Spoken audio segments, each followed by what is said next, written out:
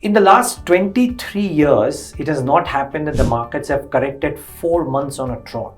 That is happening just before the budget means that the market is going into the budget with really low expectations, and that is actually good news. Now, that doesn't mean that adverse moves from a capital market perspective will be taken kindly, but just that the base is so low that if it's just about a budget which meets expectations or mildly loses out on expectations, then the street may not really punish the market too much, because we've already seen a fair degree of cool off from the highs. However, having said that, what is it that the market expects and how is it the markets may react to each of these, right? So can the government, the biggest question is, can the government pick up the mantle of capex again? Because private capex is not quite coming to the fore. We've seen ABB Global's commentary speak about how ABB India's order inflow is probably down 21% on a YOY basis. Now, if that is indeed the case, then the blue chip companies are not getting capex flows, right? Which means that a lot of other companies are not. So will the government take up the capex mantle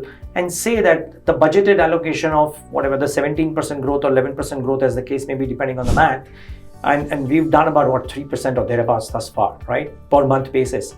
Will they take it up to normalization levels in February and March? I think that will be one key announcement. If that is done, then a lot of capital goods sector related stocks, the ABBs, Siemens of the world, BHEL, etc., L&T may all react. So that is something to keep an eye out for.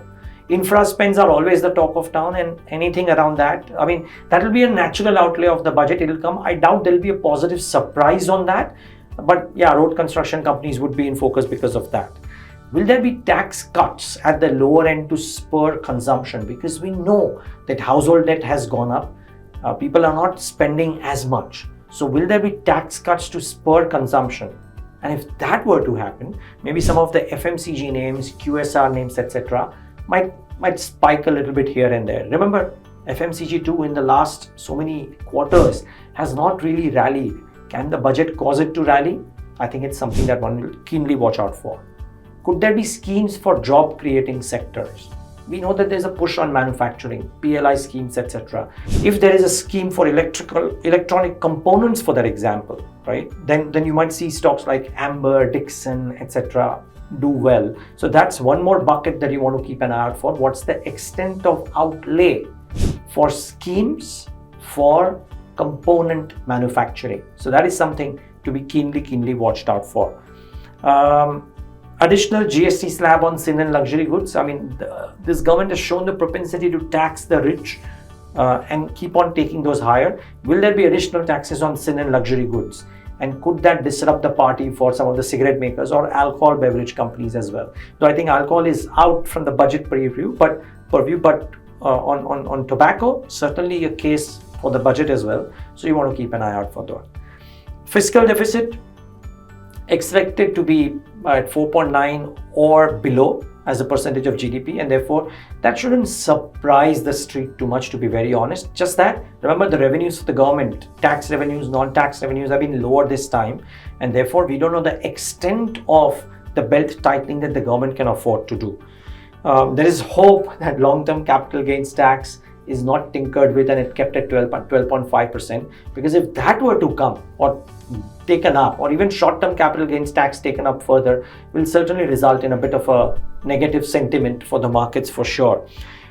Doubt that the corporate tax rates will be lowered, so don't expect too much out there.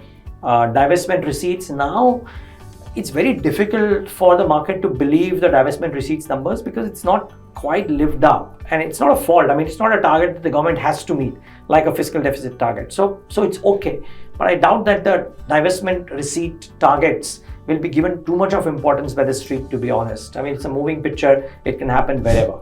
So to my mind, key numbers: fiscal deficit as a percentage of GDP, 4.9 or below would be important. But if it's too much closer to 4.5 this time around itself, then the street may believe that therefore other things like spending will be compromised with. So maybe the street likes it, maybe it doesn't. Certainly, I think a very key number will be the capex outlay, and that is something that everybody will be watching out for, in addition to the tax number. One hopes that the markets hope at least that after 4 straight months and the economy and the earnings growth looking not too great, that taxes are not tinkered with too much. That to my mind is probably the single biggest factor this time around.